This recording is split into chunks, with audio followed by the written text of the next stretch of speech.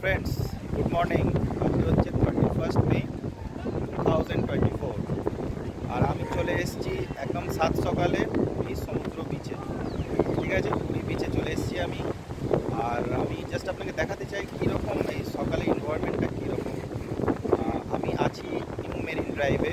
এই সামনে দেখতে পারবেন আপনি, লেখা আছে ল্যারিকা আর সামনে আছে ক্যামেলিয়া হোটেল। এই দুটো ঠিক সামনে যেই বিচে জায়গাটা আছে ওখানে। আর এখানে দেখুন আমার পেছনে আপনি দেখতে পাচ্ছেন ভিড় আছে। তো চলুন দেখি এক্স্যাক্টলি ওখানে হচ্ছে কি। ঠিক আছে, চলুন দেখা যাক।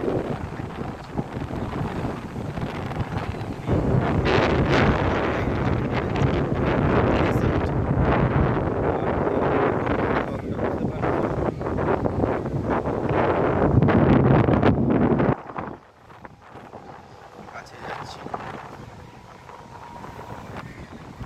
আমি নিজের এক্সপিরিয়েন্সটা শেয়ার করছি। সকালের সময়টা কীরকম লাগে এই সমুদ্রের পাশ দিয়ে, এই বালির উপর দিয়ে হাঁটতে দারুণ লাগবে। চলে আসুন আর এনজয় করুন। আর দেখুন সামনে হোটেলগুলো আপনি দেখতে পাচ্ছেন, হোটেলগুলো কস্টলি আছে কিন্তু ভেতরে হোটেল আপনি বাজেট হোটেলও পেয়ে যাবেন।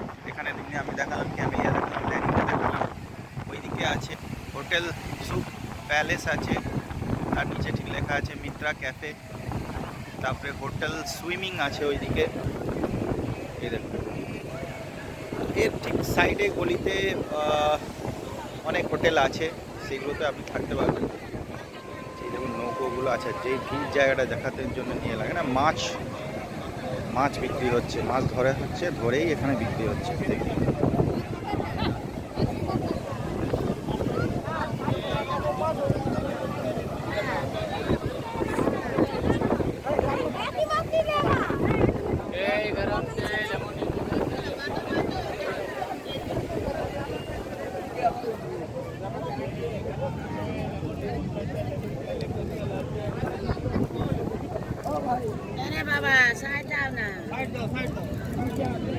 কি মাছ মাসি এটা?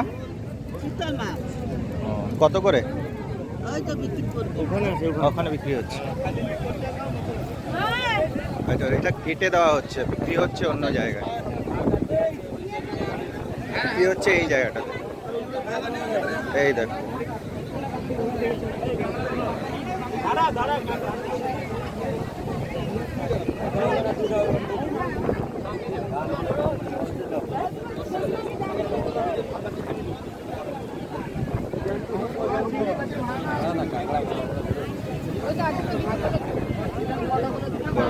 জায়গায় খুঁজে পাচ্ছি আছে। গরম জল দিয়ে এরকম বার করলে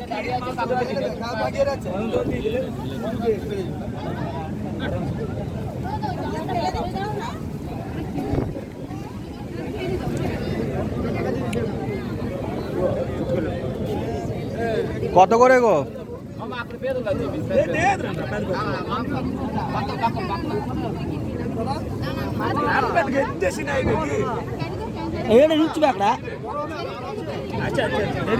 কি মাছ এগুলো? এগুলো কি মাছ? হ্যাঁ, কত করে এগুলো? 150 টাকা। 120 টাকা? 120 টাকা কিলো সবগুলো? আর ক্যাঁকড়া? এগুলো ক্যাঁকড়া, এটা তো চিংড়ি তো নাকি? চিংড়ি কত করে? 550 বলতে। 550 চিংড়ি, দামটা একটু বেশি আছে, বার্গেন করতে হবে। যত সম্ভব ওটা চিংড়িটা 550, ওটা একবার কনফার্ম হয়ে যায়।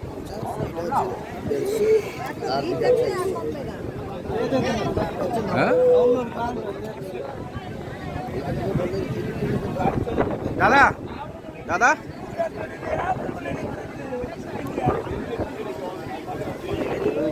ও দাদা, চিংড়ি কত করে? 500 টাকা হবে। দেখি চিংড়িটা দেখি কিরকম। 500 টাকা কি কিলো বলছে? এই কটার দাম 550 টাকা। এই টাকার দাম 550 টাকা। কত ওজনে কত হবে এটা? 500 ওজন নেই, 500 হবে। 500 হবে। তার মানে তো কিলো তো আরো বেশি দাম। হ্যাঁ, 1200 টাকা কেজি যায়। 1200 টাকা কেজি। তাহলে যেই যেই চিংড়িটা দেখালাম ওটা প্রায় 1200 টাকা কিলো, আর ওটা পরিমাণ ছিল প্রায় 500 গ্রামের মতন হবে, তারপর তার থেকে একটু বেশি হবে, 550 মতন হবে। ওটার দাম ওরা 500 550 বলে, মানে 1100 টাকা কিলো। তো আপনাকে একটু সামান্য একটু বার্গেন করতে হবে। চলে এসেছি আমি ঠিক সমুদ্রের সামনে, এবার দেখা যাবে।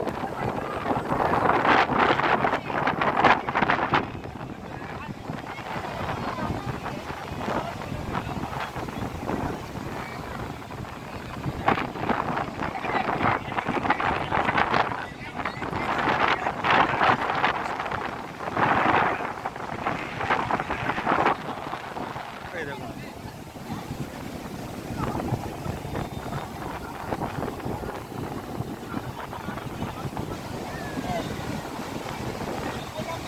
মানে ঢাকার ফিলিংসটাই আলাদা।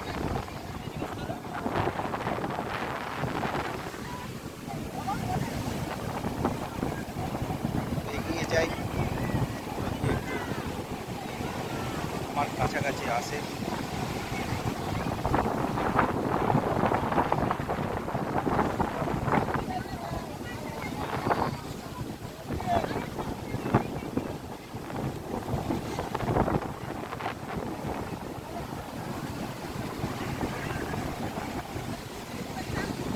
আসছে মনে হচ্ছে।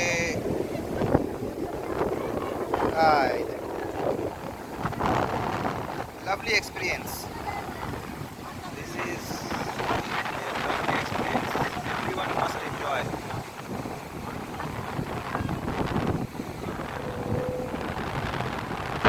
চলুন আর একটু যাওয়া যাক, মাছের পেটটা এখন কমেনি। যেটা আমি আছি ওটা আর একটু মনে হচ্ছে ডিপ কম আছে। ব্যাগে মানে এদিকটা মাছের বাজারটা বলতে গেলে পেটটা একটু আছে।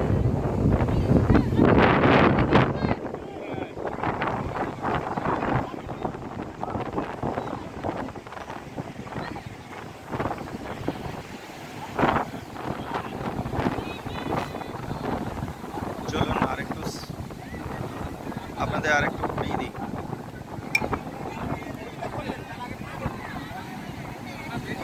পুরী এসছি আমি হাওড়া থেকে ধওলি এক্সপ্রেসে এসছি আমি।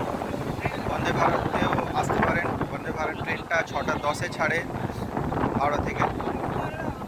আর তাছাড়াও দুরন্ত এক্সপ্রেস আছে, শিয়ালদা থেকে ছাড়ে। শালিমার থেকে সকাল 9:15-এ ধওলি এক্সপ্রেস সে এসছি আমি। ধওলি এক্সপ্রেসের রিজার্ভেশনটা আমি পেয়ে গিয়েছিলাম, কেন কি আমার প্ল্যানিং বেশি আগের থেকে ছিল না। আমি মানে এই দেখুন একটা ঢেউ চলে এসছে, কিন্তু এটি এখানে অবধি পৌঁছাবে না, আমার কাজ অবধি আসবে। তো অনেক দূরে এসছে এটা। হ্যাঁ, তো যেটা বলছিলাম ধওলি এক্সপ্রেসে এসছি। ধওলি এক্সপ্রেসে যেটা মেন সেকেন্ড সিটিং হলেও কি হবে, রিজার্ভেশনটা আপনার পাওয়া যায়। আর মানে আমি পেয়েছি, আর আমি মনে হয় ওতে অ্যাভেলেবেল থাকেও। আর আপনার এসি ইকোনমি আছে, আর চেয়ার কারও আছে, এসি চেয়ার কারও আছে। তো পেয়ে যাবেন আপনি মোটামুটি ধওলি এক্সপ্রেস। এটাই একটা, আমি এটা দেখেছি অন্য সিটগুলো, অন্য ট্রেনগুলো কনফার্ম হওয়ার চান্স কম থাকলেও ধওলিতে চান্স থাকে। দিনের বেলায় জার্নি একটু অনেকের প্রবলেমও হয়, বাট কেউ যদি খুব মানে তার মানে 3 মাস পরে বা 2 মাস পরে কারো যদি যাওয়ার চান্স থাকে না, মানে 2 মাস পরে অত আগেতে করতে যদি না পারে রিজার্ভেশন বা কমিটমেন্ট না করতে পারে, যে তাহলে পরে ট্রেনটা ট্রাই করতে। এখানে নানা রকমের জিনিস বিক্রি হচ্ছে নিচের ঠিক আশেপাশে। চলুন দেখা যাক।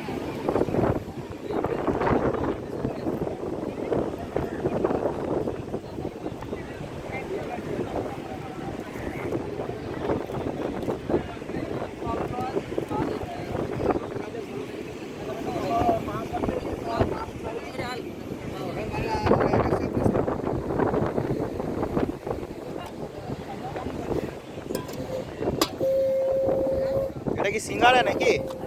সাজা যা বলছি সব উল্টোই হচ্ছে আমার। মাছের দাম আপনাদের প্রথমে একটু কম বললাম, প্রথমে বলেছিলাম 500 টাকা কেজি, যেটা চিংড়ি দেখালাম সেটা বললো, পরে দেখলাম যে না পরিমাণই 500।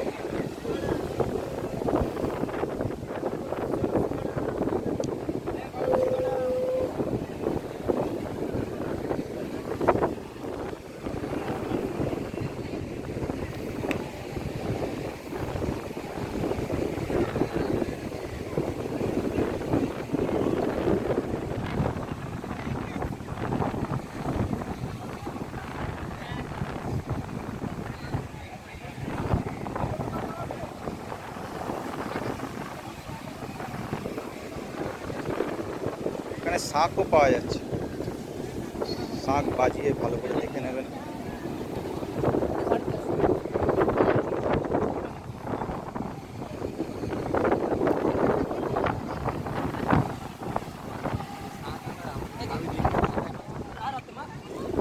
শাক বিক্রি হচ্ছে।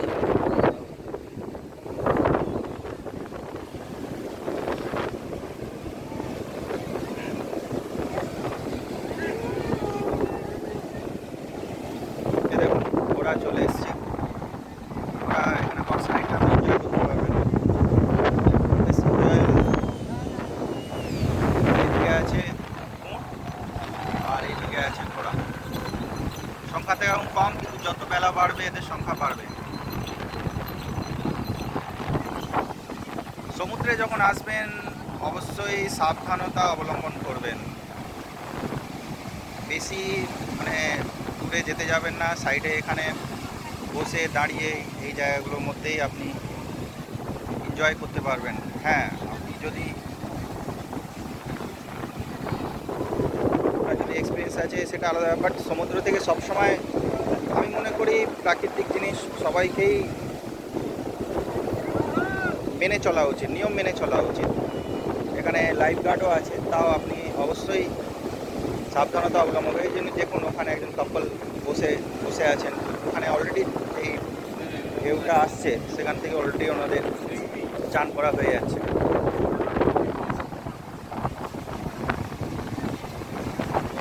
সেই সাবধানতাটা আপনাকে অবলম্বন করতে হবে।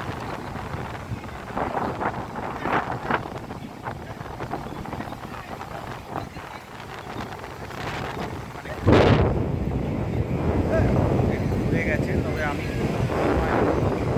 আপনি এই জিনিসটা যেন মাথায় রাখেন।